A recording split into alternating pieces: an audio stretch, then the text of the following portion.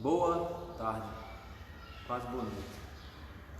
Estamos iniciando aqui mais um culto, uma live da Igreja Batista da Graça. Lembrando, sei que ainda não, o pessoal ainda não está, já tem dois, o pessoal já está chegando.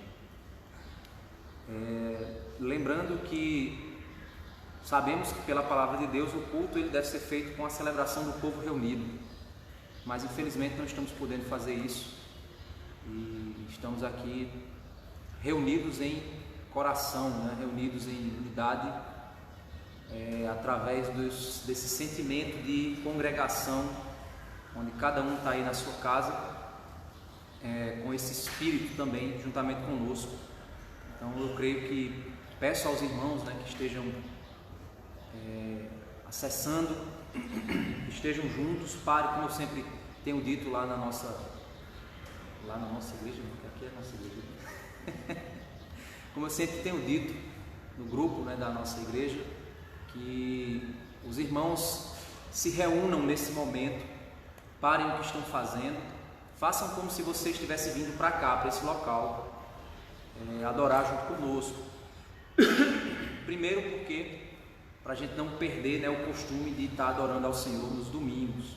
Segundo, porque o fato de você estar aí no mesmo horário que outras pessoas e os irmãos poderem ver que estamos aí reunidos, isso alegra o coração uns dos outros, Por exemplo, aqui eu estou contando já 26 pessoas e subindo, então 27 subindo, Isso é bom, gente, isso alegra o nosso coração, porque mostra que mesmo estando longe, o nosso coração está reunido, mesmo estando longe um do outro, mas Deus tem nos unido de coração, como comunidade, nesse meio aqui, através dessa ferramenta.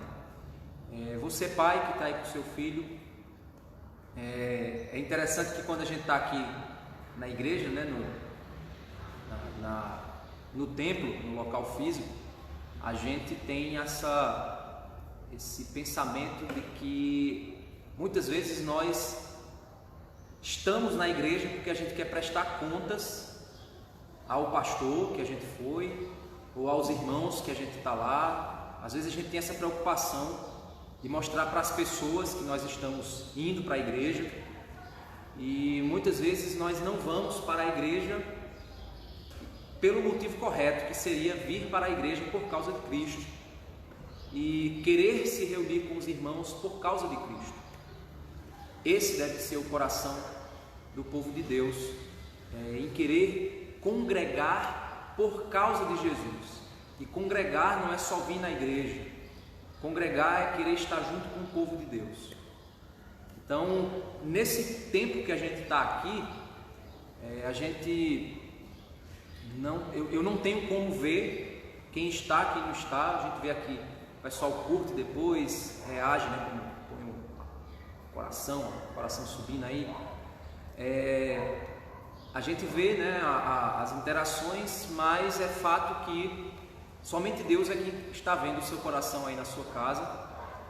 Se você tem seus filhos, suas filhas, e durante o culto tem pessoas que durante a mensagem a pessoa levanta 2, 3 vezes. No culto ela até evita, na hora da pregação ela evita levantar, mas só quem está aí na sua casa é você. Então só você sabe se de fato você está realmente experimentando esse momento com reverência, com alegria, experimentando esse momento. Se os seus filhos, se você, pai que está aí, mãe, observando se os seus filhos estão se levantando ou estão com o celular na mão, observando outras coisas que não tem nada a ver com aquilo que a gente está fazendo aqui, ou então nesse momento a família não está reunida num local, está cada um num canto, ou então nesse momento aí o seu filho se levanta umas 5 vezes para ir no banheiro, ou para ir tomar água. Gente, o que eu quero dizer é que você deve fazer isso por Cristo. E durante esse período que a gente está passando aqui, dessa experiência que nós estamos passando, eu espero em Cristo que você esteja se preocupando em vivenciar isso para Cristo, não para mim, porque eu não estou vendo, nem para nenhum outro irmão que também não está vendo aí na sua casa, mas que de fato você esteja vivenciando, experimentando o culto a Deus na sua casa de maneira reverente, mesmo não sendo um culto congregacional, mesmo não sendo um culto presencial, mas que você esteja aí com o mesmo espírito e desejo que eu estou aqui, que Eli e Milena está aqui, que Larissa também está, que outras pessoas estão nas suas casas, que você tenha esse mesmo sentimento, esse mesmo coração de unidade, de comunhão, de congregação. Isso é importante, gente. Então, por favor, não deixe esse momento para depois. Ah, não, mas vai ficar gravada a live, então outra hora eu assisto. Gente, isso é a mesma coisa de você gravar jogo de futebol. A coisa mais sem graça do mundo é você gravar jogo de futebol. Não sei se ele... acho que ele não gosta de futebol. Você gravar e depois assistir, né? A coisa mais sem graça do mundo, você gravar um jogo e depois você assistir. Na hora que o jogo está passando, a emoção é que ali a emoção está acontecendo, é naquele momento que a história está se desenrolando. Essa emoção que reúne torcidas, que reúne várias pessoas ao redor do mundo, numa Copa do Mundo, esse sentimento que une as pessoas naquele momento, é esse sentimento de celebração. Então você que está aí na sua casa, celebre junto com a gente da mesma forma. Você que está nos visitando também tenha esse sentimento. Você que está nos visitando virtualmente, no momento em que a sua igreja estiver iniciando a programação dela, participe da programação da sua igreja, vá lá participar da live que o seu pastor está passando, incentive outros irmãos a participarem, certo? Então use isso. Você que está aqui nos visitando, seja muito bem-vindo, participe aqui com a gente, né? Não troque a sua igreja por nós, certo, gente? Quero deixar isso muito claro aqui, certo? Não troque o momento da sua igreja por esse momento aqui, certo? Tenha um compromisso com o seu povo, com a sua comunidade, certo? Mas seja muito bem-vindo aqui também para aproveitar. Passou o nosso tempo aqui, você está livre aí para ver outras coisas, certo? E para você que é membro da Batista da Graça, como eu falei, não deixe para depois, não, porque vai ficar gravado e eu vou assistir depois. Não faça isso. Se una junto com a gente aqui no mesmo sentimento, no mesmo coração, no mesmo desejo de celebrar o Senhor, certo, irmãos? Então, conto com vocês aí, conto com as suas orações, conto com o seu desejo de refletir junto conosco aqui, ok? Bem, irmãos, nós estamos hoje, domingo de Páscoa, tivemos pela manhã nossa live, nosso culto da ressurreição. Um pouquinho depois tivemos o nosso estudo para homens, né, a nossa reunião dos homens, e agora teremos também um culto onde a gente vai falar um pouco sobre a ressurreição de Cristo, o poder da ressurreição de Cristo, e que você você convide pessoas, compartilhe aí, é tão fácil, pega você no seu Facebook, aperta ali compartilhar, porque na hora que você estiver compartilhando essa live, outras pessoas dos seus contatos vão poder entrar aqui e também estar assistindo, e quem sabe elas serem tocadas em seus corações. Você que está nos visitando, depois no finalzinho, eu vou pegar aqui o celular dele, e aí você vai dizer de onde você está, no finalzinho, depois de terminar a mensagem, você diz de onde você está assistindo, para a gente mandar um alô, orar por sua vida, e os membros aí da igreja, visitantes, a gente vai interagir aqui no final, para nós orarmos juntos, né, e mandarmos aí. Então prepare os recadinhos que você quiser, uns para os outros aí, palavras de carinho, palavras de exortação, quiser compartilhar também alguma coisa que você está pensando também durante a mensagem, então fique à vontade aí para que essa seja uma experiência abençoadora para a tua vida, amém? Então vamos orar para nós iniciarmos. Oremos. Senhor Deus, Pai amado, Deus santo, misericordioso, Deus maravilhoso, te pedimos, Pai, pela tua graça, pela tua misericórdia, pela tua bondade, que o Senhor esteja, Pai, nos guiando, Senhor, nos protegendo, que o Senhor esteja, Pai, nos ajudando a vivermos para a tua glória, Senhor. Que esse culto aqui, Senhor Deus, essa celebração, ela venha a nos fazer experimentar a tua palavra, a tua verdade, a tua vontade, transformar o nosso entendimento, que cada família em sua casa possa estar aproveitando esse momento para compartilhar entre si, para crescer espiritualmente, para celebrar juntos Te pedimos, Pai, nos permite, Senhor Deus, voltarmos a congregar fisicamente, a estarmos juntos, Pai, reunidos como igreja. Nos ajuda, Senhor Deus, liberta o nosso povo, abençoa a nossa nação, dá sabedoria aos nossos líderes, que tudo venha acontecer de acordo com a Tua vontade, Senhor Deus, e a Tua graça. É isso que te pedimos e agradecemos em nome de Jesus. Amém. Bem, então vamos iniciar. Eli.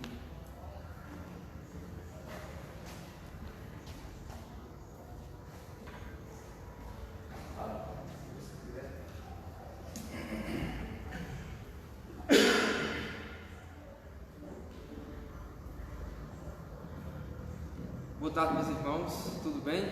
A gente vai começar agora o nosso momento de louvor e dessa vez eu queria te pedir para que, se você tiver aí na sua casa um cantor cristão, você pegasse para acompanhar a gente aqui nesse momento de louvor, porque nós vamos cantar duas músicas do cantor cristão.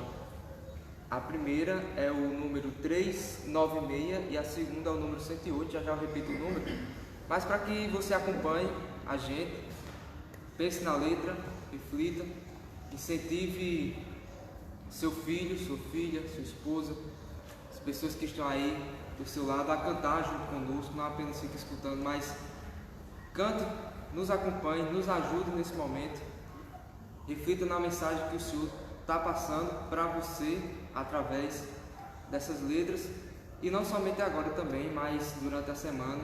Repita esses louvores no seu culto doméstico, reúna a família, reúna os filhos, e incentive cada vez mais essa prática, além da leitura, da oração, mas também do canto, do louvor ao nosso Senhor. Então a gente vai começar com o hino Cegueira e Vista, número 396 do cantor cristão.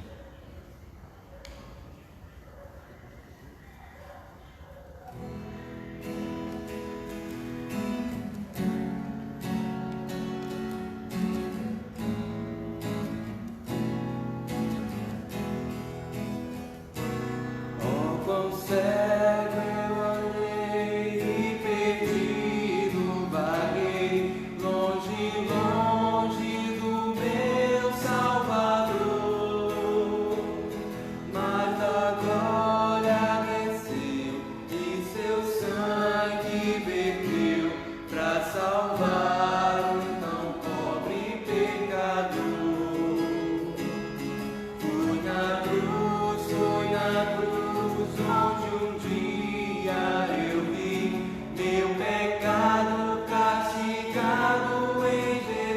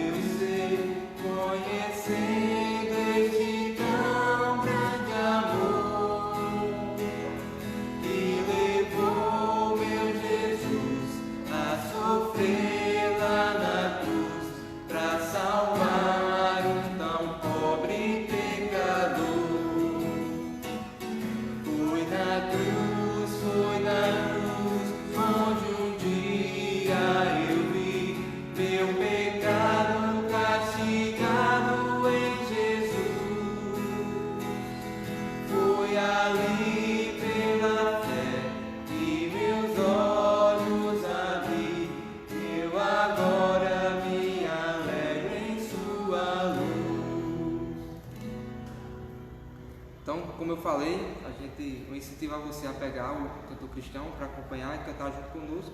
Se você não tiver, você pode procurar no seu celular, desde que não tire sua atenção, seu foco desse momento aqui que a gente está fazendo, lógico. A gente acabou de cantar o hino 396, agora a gente vai cantar o hino 108, cantor cristão, chamada final.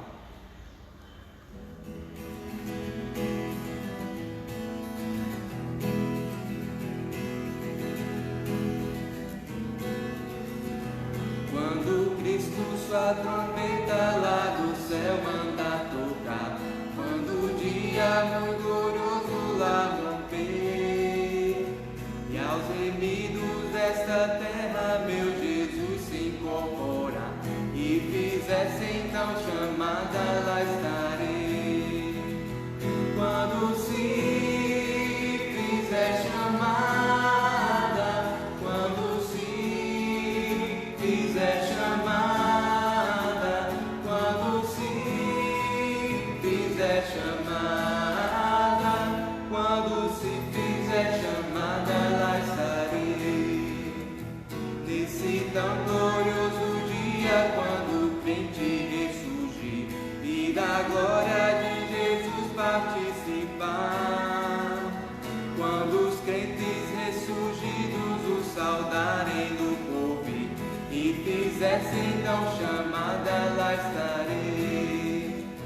Quando se fizer chamada, quando se fizer chamada, quando se fizer chamada, quando se fizer chamada, lá estarei. Lidarei então pra Cristo até o dia terminar, falarei do seu amor por nós aqui. Quando pois ficar a vida e o labor aqui cessar, e fizesse então chamada, lá estarei. Quando se fizer chamada, quando se fizer chamada, quando se fizer chamada, quando se fizer chamada, lá estarei.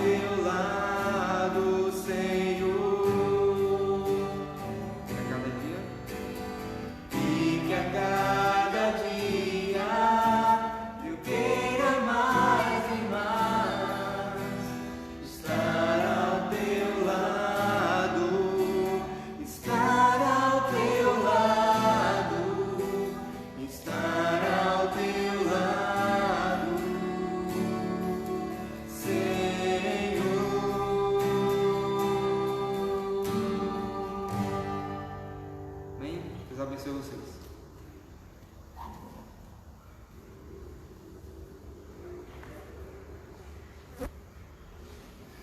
Bem, vamos para o nosso estudo, nossa mensagem de hoje.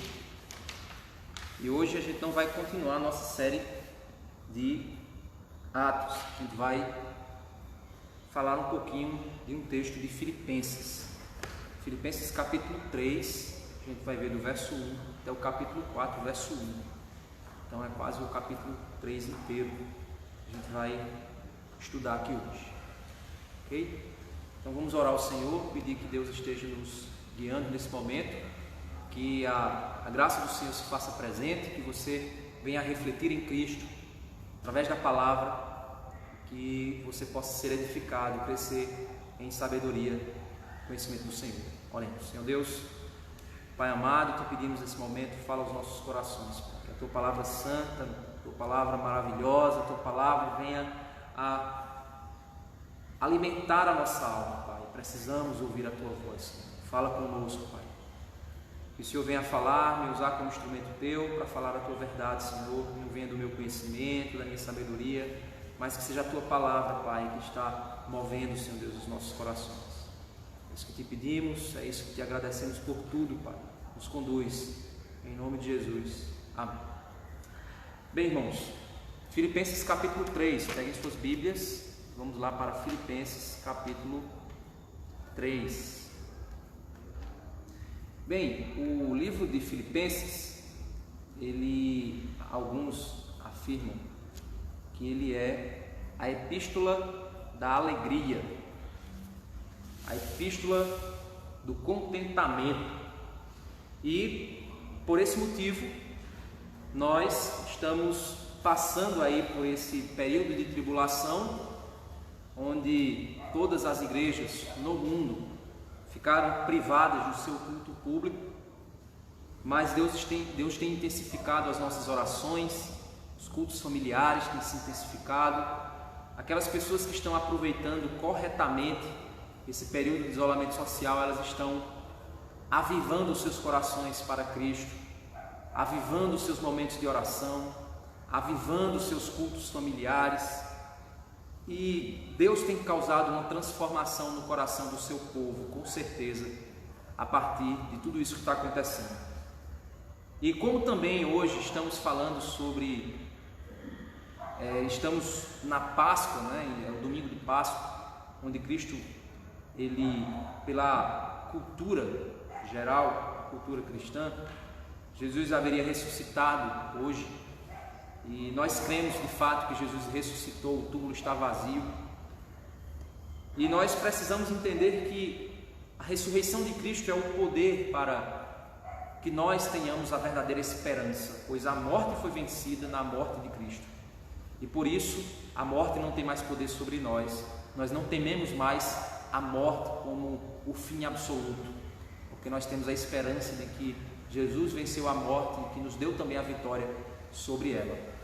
Então, em Filipenses capítulo 3, Paulo está fazendo algumas advertências com alguns perigos que estavam circundando aquilo que era a consequência do poder do Evangelho na vida dos filipenses. E aí, diante daquilo que poderia suprimir o poder da ressurreição de Cristo sendo vivenciada pelos filipenses, é onde Paulo começa no capítulo 3, verso 1, dizendo assim: por fim, meus irmãos, alegrem-se no Senhor. Nunca me canso de dizer-lhes estas coisas, e o faço para protegê-los. Paulo, ele reafirma por várias vezes nesta carta: alegrem-se no Senhor, alegrem-se no Senhor, alegrem-se no Senhor. Já estudamos aqui em outras lives o que é alegrar-se no Senhor, é alegrar-se na obra que o Senhor faz em nós, fez em nós e fará em nós. Alegrar-se no Senhor é alegrar-se no que Deus é capaz de fazer, não no que eu sou capaz de fazer, não nas circunstâncias que estão ao redor de mim. Quando Paulo chama o povo a alegrar-se no Senhor, ele vai dar as razões para isso, e ele reafirma dizendo: nunca me canso de dizer isso a vocês. Dizer o quê? Alegrem-se no Senhor. Meu irmão, não busque a tua alegria nas coisas materiais, não busque a tua alegria nos sonhos humanos, não busque a tua alegria nas ideologias, na ciência, na política. Não busque a tua alegria nessas coisas perecíveis. Busque a tua alegria naquilo que nunca muda. As circunstâncias, se você está alegre porque você não tem problemas na sua vida, as circunstâncias estão favoráveis, essa tua alegria ela pode mudar a qualquer momento, porque se a tua alegria se fundamenta em estar tudo bem, entre aspas, nas questões humanas e materiais da tua vida, no momento que faltar essas coisas, a tua alegria ela vai mudar, porque não vai ter mais motivo para estar alegre. Você está entendendo o que significa dizer alegrar-se no Senhor? Meu irmão, busca a sua alegria no Senhor. E Paulo, no verso 1, ele diz: nunca me canso de dizer isso. Paulo, ele nunca cansava de ensinar ao seu povo as verdades essenciais da palavra. Às vezes o ministério pastoral, meus irmãos, é um ministério da chatice. Porque você tem que muitas vezes repetir as mesmas verdades. E você não faz isso simplesmente porque você quer somente ficar repetindo. Mas segundo Paulo, ele diz: eu não me canso de dizer. E ele diz que não se cansa de dizer porque ele faz isso para proteger o povo de Deus, a partir das verdades de Deus. Então, meus irmãos, quando a gente luta contra o pecado, quando a gente prega contra o pecado, quando a gente prega falando sobre esperança, quando a gente fala sobre as verdades das Escrituras de maneira incansável, nós fazemos isso para proteger o povo de Deus. Percebam na prática o que a gente tem feito em nossa igreja. Nós não podemos nos reunir presencialmente, mas nós temos estudos na quarta, na quinta, na sexta. Nos sábados temos feito algumas reuniões específicas, mas temos no domingo. Estamos intensificando tarefas que possibilitam para vocês nunca se manterem afastados das verdades espirituais que nos fazem nos alegrarmos no Senhor. Porque, meus irmãos, é na hora da crise que nossa fé é provada, é na hora da crise que nossa fé é testada. E se nós não tivermos uma base sólida no Senhor, nós iremos ser demolidos, destruídos, acabados. Por isso Paulo diz: alegrem-se no Senhor. Não canso de dizer isso, porque eu quero proteger vocês. E é isso que Paulo faz. E aí, por que Paulo estava então percebendo que havia um risco de eles perderem sua alegria no Senhor? Porque existia um movimento judaizante se aproximando daquela igreja, um movimento herege, um movimento que ia de encontro às verdades das Escrituras, um movimento que distorcia as verdades básicas da fé. E esse movimento estava tirando dos filipenses a alegria no Senhor. Aí você pode dizer: então é porque eles estavam pregando o quê? Hoje a gente tem o Evangelho da Prosperidade, que te ensina que você vai estar bem se prosperar financeiramente, materialmente. Você está bem se estiver prosperando materialmente. Então a tua alegria não está na obra que Deus está fazendo na sua vida, dentro de você, mas no que Ele está fazendo nas tuas finanças.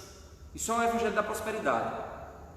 O Evangelho do Coaching, ele te ensina que você é o centro de tudo, que as suas emoções é o que você precisa ser feliz, precisa ser alegre, precisa ser motivado, precisa de pensamento positivo. Vamos lá, pensamento positivo, vamos torcer. E ele provoca uma alegria falsa no teu coração, uma motivação cega. que é irreal diante das circunstâncias. Várias heresias elas se levantam para tentar desviar o povo de Deus da base da alegria cristã. E qual era então esse perigo dos judaizantes?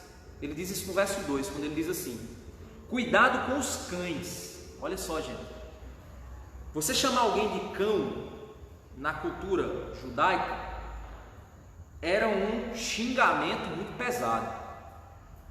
Era chamar o cara de miserável, desgraçado. Tentar usar uma palavra do português da nossa cultura que miserável, desgraçado, herege, infeliz. Ou então no nordestinês, infeliz das costas ocas. Não sei se tu vai traduzir. É difícil, né? Das costas ocas, nem eu sei o que significa, mas eu sei que é uma coisa muito pesada. Então assim, aquilo que Paulo ele diz: cuidado com os cães, aqueles que praticam o mal. Quem desvia as pessoas da verdade do Evangelho é alguém perverso, é alguém mau, é alguém miserável, é alguém desgraçado. Ele quer fazer o mal das pessoas. E ele diz os mutiladores, ele chama de mutiladores. Olha só que palavra pesada, que exigem a circuncisão. Para você que não sabe, a circuncisão era a cirurgia que fazia o corte do prepúcio. Depois pesquisa aí circuncisão na internet, você vai descobrir o que é. E era o corte da carne. E aí Paulo diz que esses homens eles são mutiladores. O que é um mutilador? É alguém que corta alguém. É uma pessoa cruel, que mutila os outros, que machuca os outros, que fere os outros. E Paulo coloca esses homens na posição de mutiladores, de rasgadores, de violentos, de homens miseráveis, cães que estão fazendo isso. Eles cuidado com esses miseráveis, esses desgraçados, esses mutiladores que exigem que você seja circuncidado, porque a lei exigia a circuncisão, mas ela exigia a circuncisão ao judeu dentro da perspectiva judaica da antiga aliança. Esses homens agora, na nova aliança, eles começavam a dizer para o povo que eles precisavam guardar a lei, começando pela circuncisão. Verso 3 ele diz o seguinte: pois, por que você deve se guardar deles? Pois nós que adoramos por meio do Espírito de Deus, somos os verdadeiros circuncidados. Olha que interessante. Ele diz: nós adoramos pelo Espírito de Deus. Nós adoramos por meio do Espírito. O Espírito de Deus é o que nos conduz a um ato de adoração, de entrega, de culto verdadeiro a Deus. Lembra Romanos 12? Apresenteis os vossos corpos em sacrifício vivo, santo e agradável a Deus. Esse é o vosso culto racional. Essa é a adoração verdadeira. Os verdadeiros adoradores adorarão o Pai em espírito e em verdade. A verdadeira adoração, a verdadeira entrega, o verdadeiro culto, a verdadeira submissão à pessoa de Deus se dá por meio do Espírito de Deus que habita em nós, não pelas obras visíveis da lei, as práticas religiosas visíveis que provocam a adoração. Não. O que me leva à adoração, a essência da adoração a Deus, o que me leva a isso é a prática feita pelo Espírito de Deus na minha vida, não a minha prática feita pela minha obediência a preceitos humanos, legais. Ele diz o seguinte: nós somos os verdadeiros circuncidados. Então, os que adoram em espírito e em verdade são os verdadeiros circuncidados, que não foram circuncidados na carne, mas foram circuncidados no coração, através do sacrifício de Jesus, porque a carne de Cristo foi moída para que a minha carne não seja moída. Jesus foi mutilado para que a minha carne não seja mutilada. Jesus foi morto para que eu não morra. Então nós precisamos entender que a verdadeira circuncisão ela acontece na nova aliança a partir daqueles que adoram pelo Espírito de Deus e se submetem a Deus pelo Espírito de Deus. E aí ele repete: alegramo-nos no que Cristo Jesus fez por nós. Então ele fecha o parênteses do que ele começou. Ele começou dizendo: alegrem-se no Senhor. Eu não cesso de repetir isso para vocês, eu não canso de repetir isso para vocês, é segurança para vocês.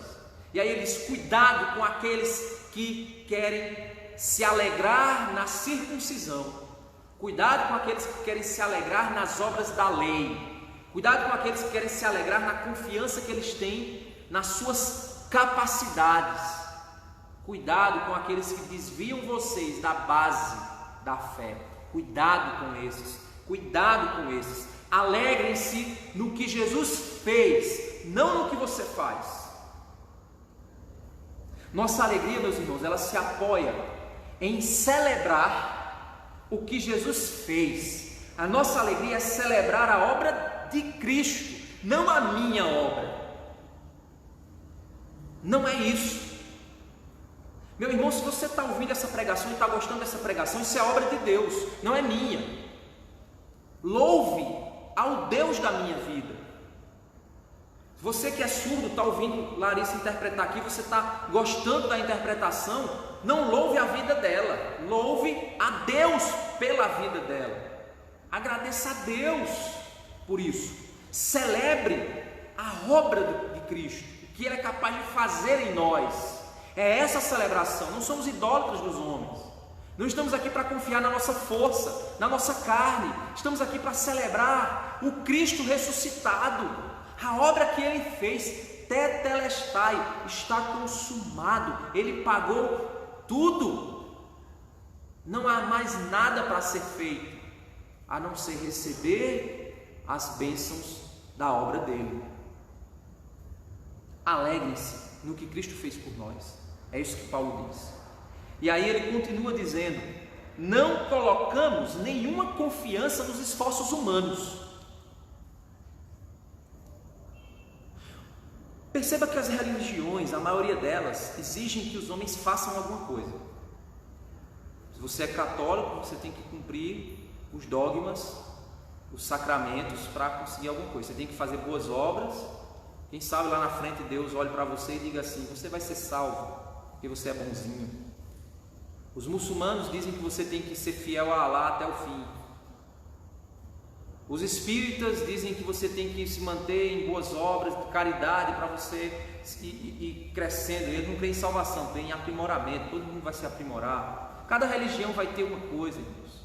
Você vai para dentro das igrejas evangélicas, aí tem aquele evangelho da prosperidade que diz para você que você vai ser abençoado se você se mantiver fiel, se você der o dízimo, se você caminhar nessa direção, você vai ser feliz. Aí tem o evangelho do coach que diz que você tem que se valorizar, você tem que entender como você é valoroso para Deus, como você é maravilhoso demais, é muito lindo.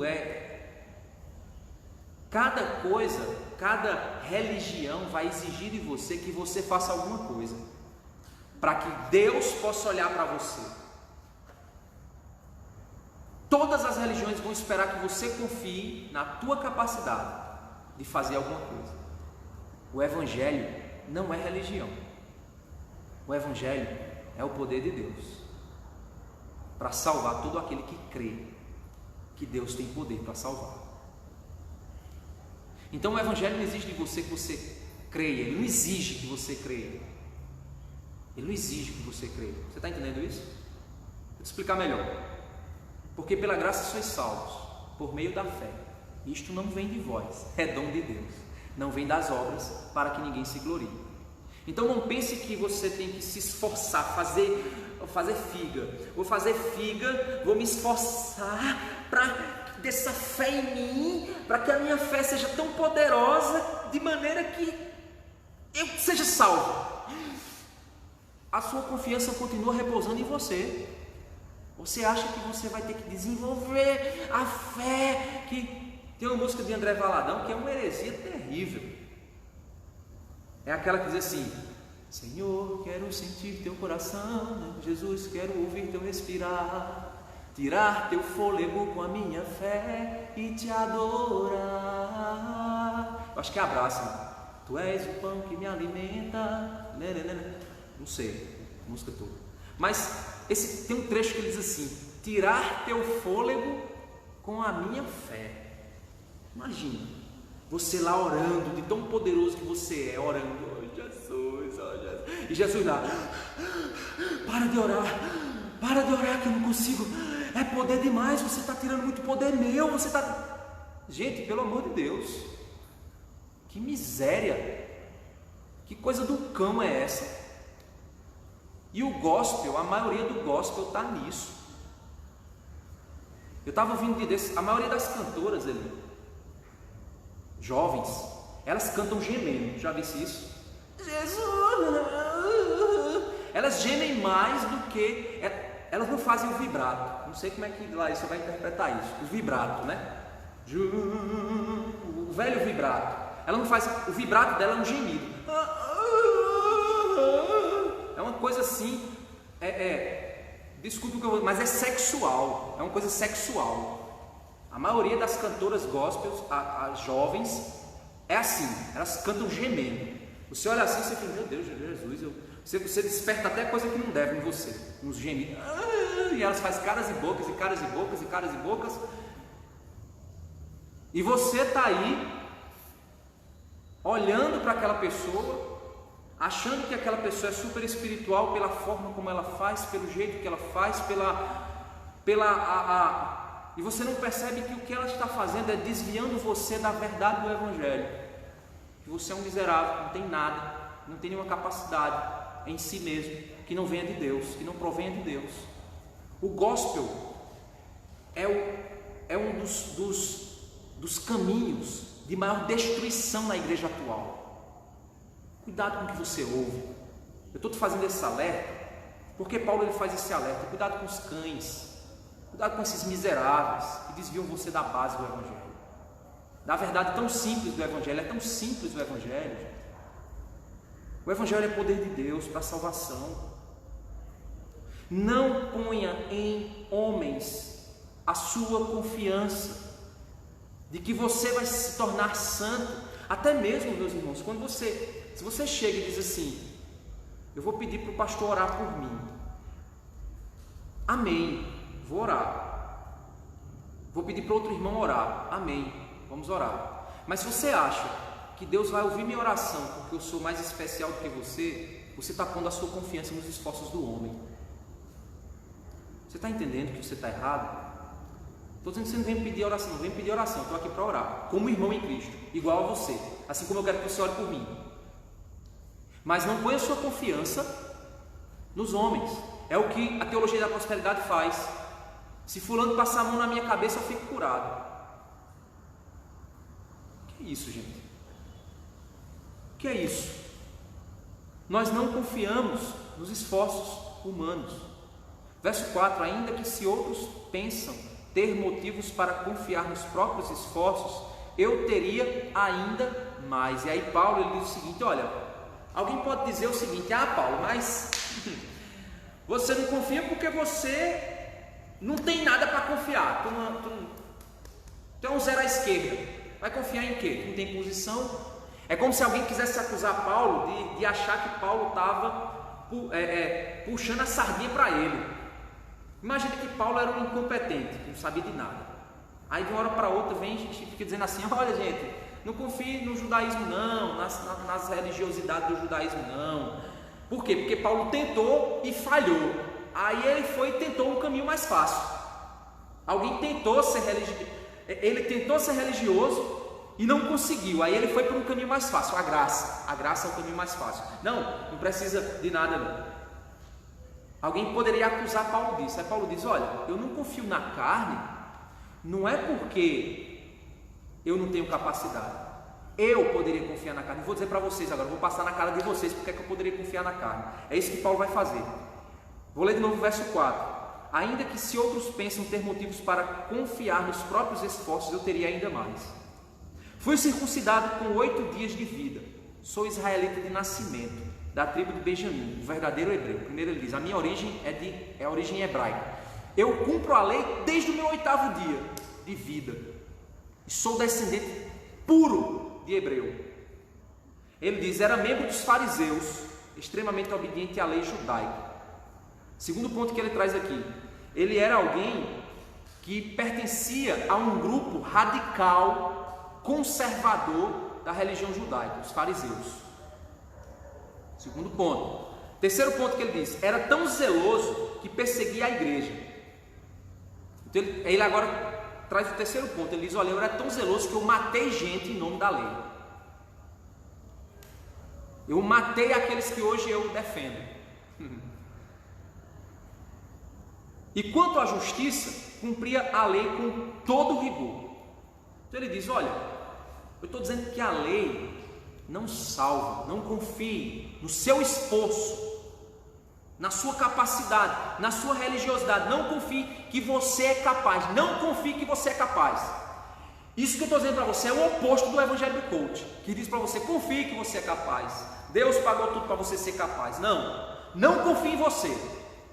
É isso que o evangelho diz. Não confie na sua capacidade, não confie nos seus esforços. Você é fraco, você não presta, não confie nisso. Eu sou fraco, eu não presto, eu não posso confiar em mim, na minha capacidade, na minha força, nos meus esforços, não posso. E aí alguém poderia dizer, claro, você é um zero à esquerda. Aí Paulo diz, não, olha que eu sou, e joga o currículo dele, eu sou isso aqui. Mas ele diz no verso 7, pensava que essas coisas eram valiosas, mas agora as considero insignificantes por causa de Cristo. Meus irmãos, quando você entende o valor que Cristo tem e que a obra de Cristo tem, todas as demais coisas se tornam lixo perto de você, perto daquilo que você considerava valoroso.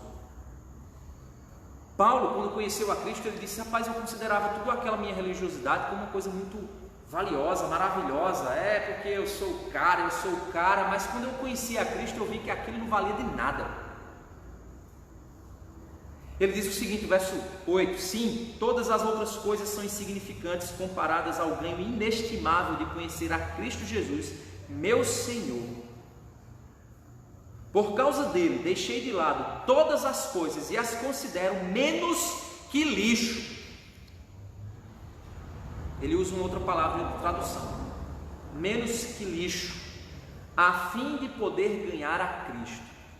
Agora, irmãos, isso aqui, lendo isso, só me faz lembrar como Jesus disse, aquele que quiser ganhar a sua vida, perdê-la-á, e aquele que perder a sua vida, por amor de mim, a ganhará.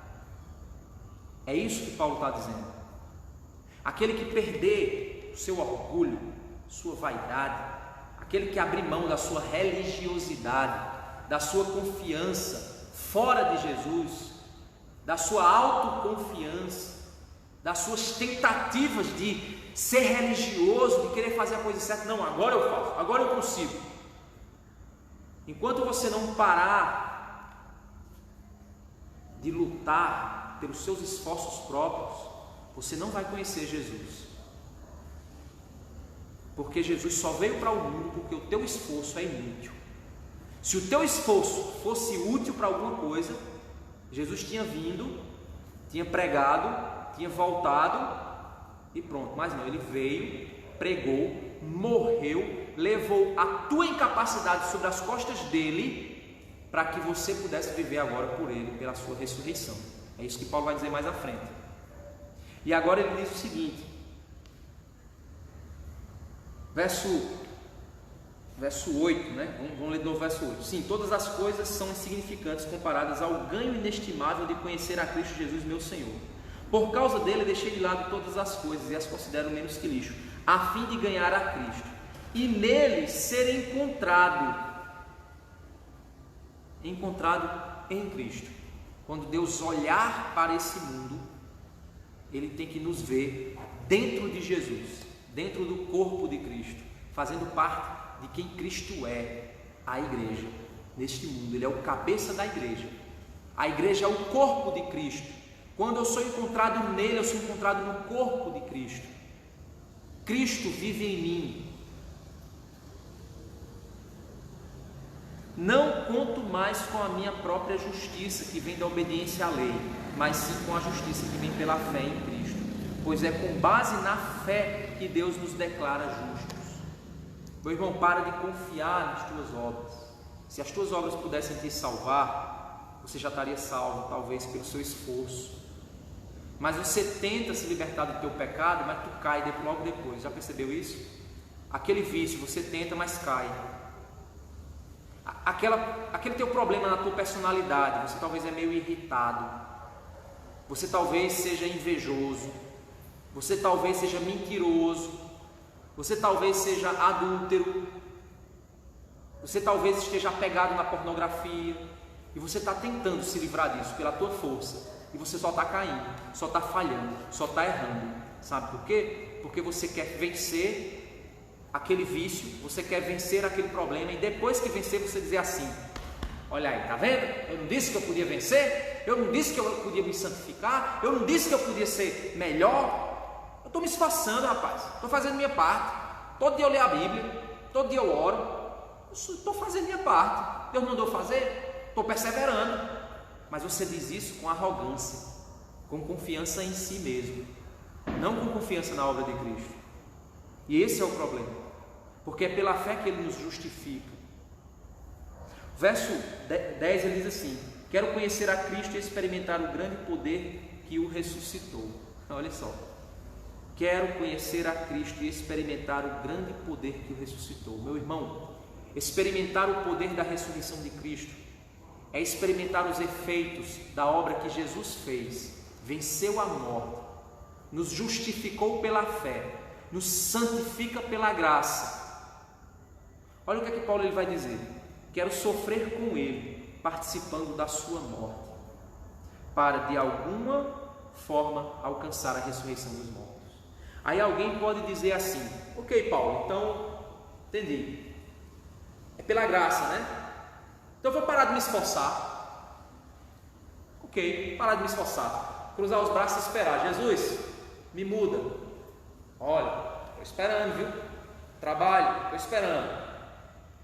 Não, olha o que Paulo diz na sequência: não estou dizendo que já obtive tudo isso, que já alcancei a perfeição, mas prossigo a fim de conquistar essa perfeição para o qual Jesus me conquistou. Olha só, olha o jogo de palavras. Ele diz: prossigo, é uma trajetória, irmãos, é um caminho. Jesus nos disse: eu sou o caminho, a verdade e a vida.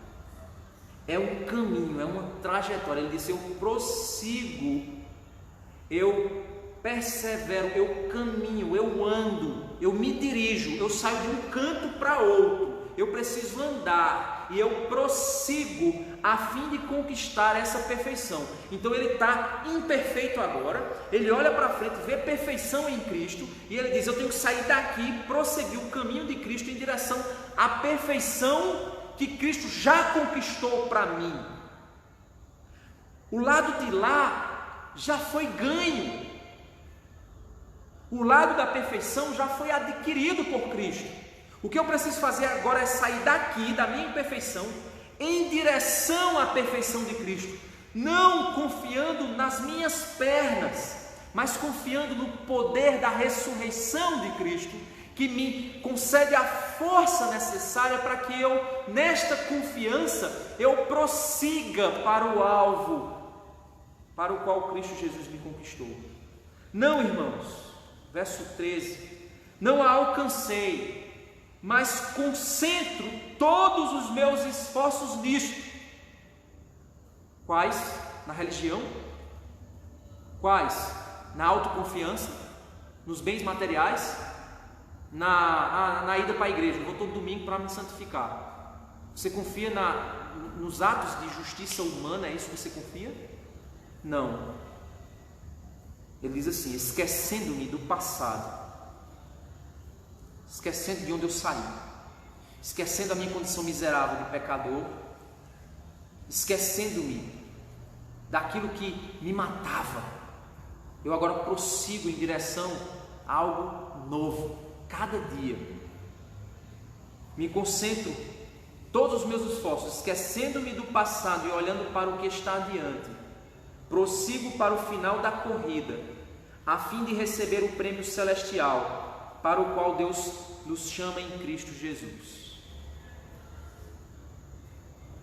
prossiga, meu irmão, em Cristo, confiando em Cristo, celebrando a obra de Cristo, se alegrando no que Jesus já fez, e prossiga olhando para o alvo,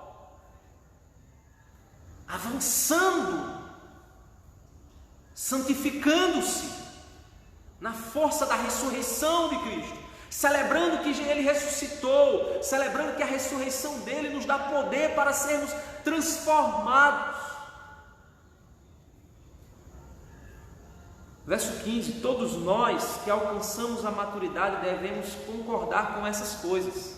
Todos nós devemos concordar com essas coisas, que nós somos miseráveis, pecadores, incapazes, mas Cristo é santo, puro, justo, poderoso, que venceu a morte, e Ele está operando dentro de mim uma obra muito maior do que eu posso imaginar, e todos os meus esforços pessoais não valem de nada diante da força da ressurreição de Cristo, produzindo em mim santificação. Então eu olho para a palavra, eu olho para onde eu tenho que ir, eu olho para o Cristo ressuscitado, perfeito, e digo assim: é esse o meu alvo. Eu quero ser santo dia após dia, eu quero amar mais ao meu Deus dia após dia, eu quero deixar esse mundo para trás, eu quero deixar essa terra para trás, eu quero deixar os valores mundanos para trás. Eu não quero que o mundo olhe para mim e me ache igual a ele, não, eu quero ser diferente. Eu quero que o mundo veja que eu sou diferente. Eu não quero me adequar à moda do mundo, eu não quero me adequar aos valores do mundo, eu quero ser semelhante a Cristo. Eu quero que o mundo se incomode com a minha santidade. Eu quero que pessoas olhem para mim e perguntem: por que você tem paz? Essa paz que você tem, por quê? Eu quero que elas façam isso, é isso que eu quero. E todos nós temos que concordar nisso. Mas existem detalhes que mudam de um para outro. Talvez você numa determinada área você está bem, mas em outra área da sua vida você não está tão bem assim. E aí Paulo também fala disso. Devemos concordar quanto a essas coisas. Se discordam em algum ponto, não no base da graça, não podemos discordar na graça. Salvação não podemos discordar, mas existem alguns pontos que a gente pode discordar. Confio que Deus o esclarecerá para vocês. Deus vai te ensinar enquanto você está caminhando. Ele vai te mostrar: olha, não vai por aí não, esse caminho é melhor. Legalismo aqui, não, prosperidade, não, olha, não confia nas obras, não, vai avançando. Contudo, devemos prosseguir de maneira coerente com o que já alcançamos. Então, o que já alcançamos, o entendimento que nós já alcançamos, cada um de nós, meus irmãos, temos entendimento diferente, níveis de compreensão da santificação diferentes. Tem pessoas que estão mais avançadas no seu processo de santificação, tem outras que estão mais novas na fé, e essas pessoas elas vão avançando à medida que vão se relacionando com Jesus. Essa é a santificação. E aí Paulo ele olha e diz assim: irmãos, olhem para mim. E Paulo, como líder, ele era um influenciador, e ele dizia assim: irmãos, sejam meus imitadores e aprendam com aqueles que seguem nosso exemplo. Que exemplo? O exemplo de buscar, de perseguir, de desejar, de correr atrás, de entender que ainda não é suficiente, que preciso mais de Cristo. Pois, como lhes disse muitas vezes, e eu digo novamente com lágrimas nos olhos, há muitos cuja conduta mostra que são, na verdade, inimigos da cruz de Cristo. Ele repete de novo, ele diz: gente, tem muita gente inimigo da cruz de Cristo. Meus irmãos, tem muito falso profeta no mundo, meus irmãos. A internet está lotada disso, gente. Tem muita gente com cara de santidade. Tem muita gente no gospel que está pregando heresia. Pode até ter uma música muito bonita, aquela música chiclete que cola na tua cabeça, mas tem heresias por trás ali, e você não percebe, porque você é uma criança na fé. Você é um bebezinho que bebe leite ainda, por isso que você cai. Você cai nas heresias da internet, na converseira do povo, porque você ainda é menino na fé. Leia a Bíblia, prossiga para o alvo, se aperfeiçoe do conhecimento, ame a Cristo, ore ao Senhor, persiga o crescimento espiritual. E ele diz: eu falo com lágrimas nos olhos. Existem muitos, meus irmãos, ele diz aqui, que são inimigos da cruz de Cristo. Tem muita gente pregando outro evangelho que parece o evangelho verdadeiro. Estão rumando para a destruição, O Deus deles é o seu próprio apetite. O que é que ele quer dizer com isso? O Deus dessas pessoas é a satisfação da carne. Você acha, irmãos, você acha que a maioria desses pastores super badalados, de sucesso aí no mundo, pessoas muito bem vistas, vocês acham que esses homens estão interessados pela glória de Deus? Eles podem até aparentar, mas alguns deles, o apetite deles é a própria carne, o próprio desejo de aparecer, de enriquecer. Você acha que os cantores gostam lá, gemendo, fazendo? Você acha que aquilo é espiritualidade, fazendo caras e bocas? Irmãos, eu sou muito abençoado pela vida do pastor Paulo César, do Logos. Eu até postei no grupo da igreja um vídeo que ele tocou recentemente numa música. Você vê e como na consciência cristã a gente acaba conhecendo mais perto a pessoa, conversando um pouquinho com ela. Gente, ele é de uma simplicidade impressionante, ele é de uma espiritualidade impressionante. Gente, eu não estou louvando a pessoa, eu estou louvando o que Deus faz na vida daquele homem. E você acha que esse povo aí com caras e bocas, com gemido, com não sei o que lá, vocês acham que eles estão querendo mostrar uma espiritualidade que eles não têm? Sabe por quê? Porque eles são iguais ao mundo. Você pôr um deles e pôr uma pessoa mundana do lado, um cantor do mundo, não tem diferença. Não tem diferença. Se veste do mesmo jeito, fala do mesmo jeito, tem o mesmo vocabulário, não tem diferença. São iguais. Não estou dizendo, irmãos, entenda bem, não estou dizendo que a aparência externa pode santificar alguém, que alguém pode ser muito bem vestido, muito bem diferente e ser um ímpio, está mentindo para as pessoas. Mas eu estou querendo reforçar no seu coração que existe um engano, ou pelas pessoas que se vestem muito bem, ou pelas pessoas que se vestem muito mal. Mas o que é que nos revela se há engano ou se não há engano? A verdade do Evangelho. Para quem essas pessoas operam, para quem elas trabalham. Porque esses aqui, eles só pensam apenas nos seus próprios ventres. E ele diz assim: vangloriam-se de coisas vergonhosas e pensam apenas na vida terrena. Esses homens da circuncisão, eles pregavam leis humanas, eles utilizavam estratégias humanas, porque a preocupação deles era somente com aquilo que era terreno. Eles queriam construir megas igrejas, porque a preocupação deles era só com o que estava aqui. Grandes ministérios, porque a preocupação era com o que estava aqui. Aparentar serem muito grandes socialmente, poderosos socialmente. Não estou dizendo que você não possa ter evidência. Estou dizendo que você não possa ter um grande ministério. Não estou dizendo que você não possa pregar. O que eu estou dizendo é que a motivação dos falsos profetas sempre é terrena. Mas nós não, irmãos. A nossa cidadania, no verso 20, no entanto, vem do céu, e de lá aguardamos ansiosamente a volta do nosso Salvador e Senhor Jesus Cristo. Ele tomará nosso frágil corpo mortal e o transformará num corpo glorioso como o dele, usando o mesmo poder com o qual submeterá todas as coisas a seu domínio. Nós não queremos nos aperfeiçoar para esse mundo, porque enquanto o meu interior, Paulo ele diz isso, enquanto o meu homem exterior se corrompe, o meu homem interior se renova dia após dia.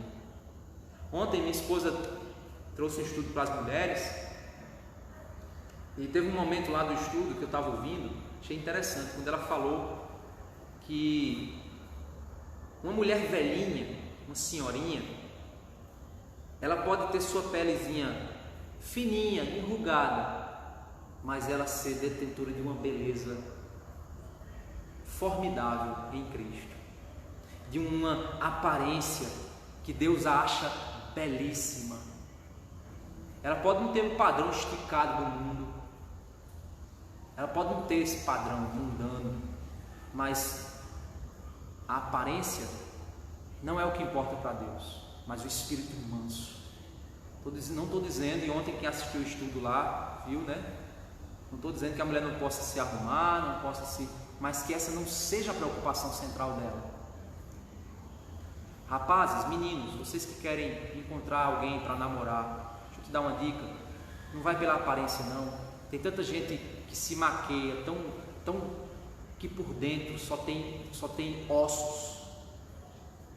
Como Jesus diz, são sepulcros caiados, só tem aparência bonita. Não vai por aí não.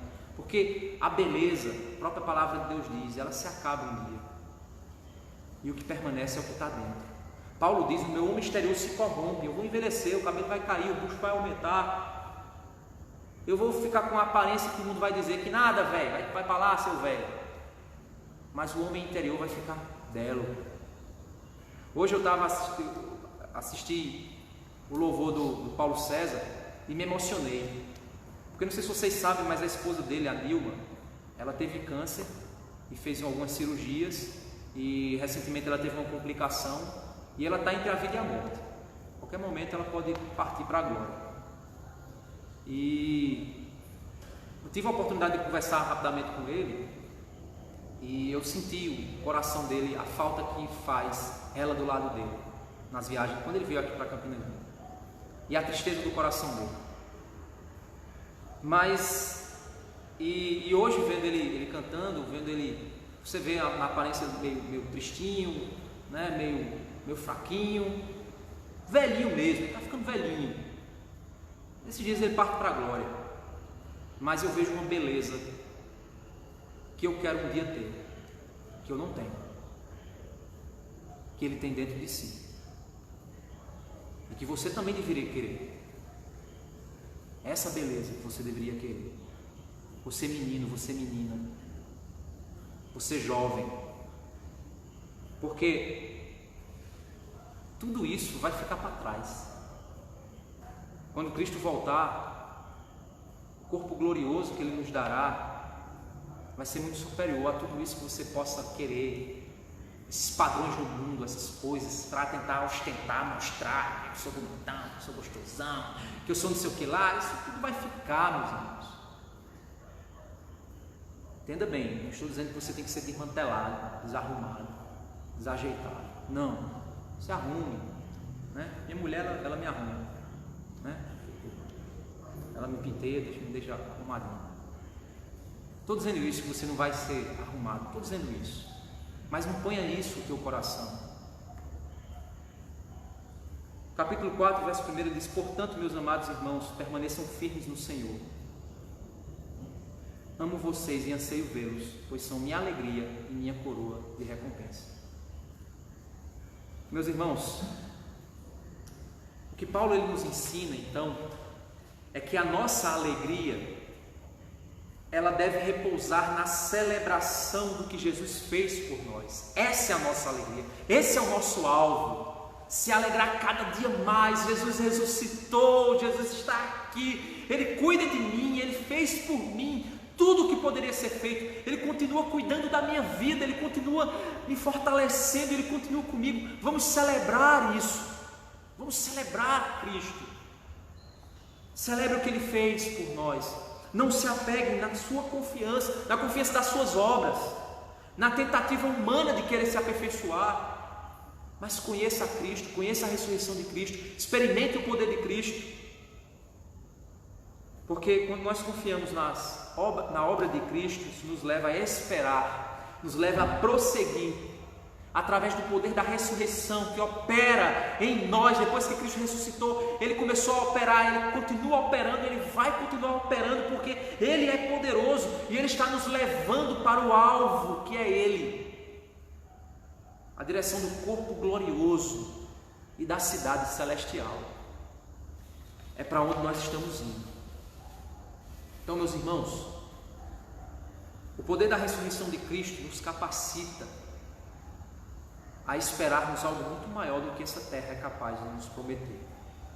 Essa é a nossa esperança. E até lá, que a gente possa viver confiando nessa obra que foi realizada. E que hoje nós celebramos a ressurreição, a vitória sobre a morte, que nos conduz para uma vida de confiança na obra que Jesus fez e não na obra que eu sou capaz de fazer. Então que Deus te abençoe, que o Senhor nos conduza a confiarmos, a vivermos um evangelho verdadeiro, não nos apoiarmos nesses ícones nesses ídolos, nessas heresias, nessas confianças, nessas coisas que o mundo traça, mas que Cristo seja o nosso alvo, para que a gente possa desenvolver a verdadeira vida espiritual e a verdadeira e gloriosa beleza que Deus tem para nós. Amém? Vamos orar? Senhor Deus, Pai amado, misericordioso Deus, obrigado pela Tua graça, misericórdia e bondade. Obrigado por nos permitir, Senhor, confiarmos na Tua obra. Continua fazendo em nós, Senhor Deus, aquilo que o mundo não vai entender, Senhor. Continua produzindo em nós uma obra que acontece de dentro para fora, Senhor. Perdoa as nossas falhas e os nossos pecados.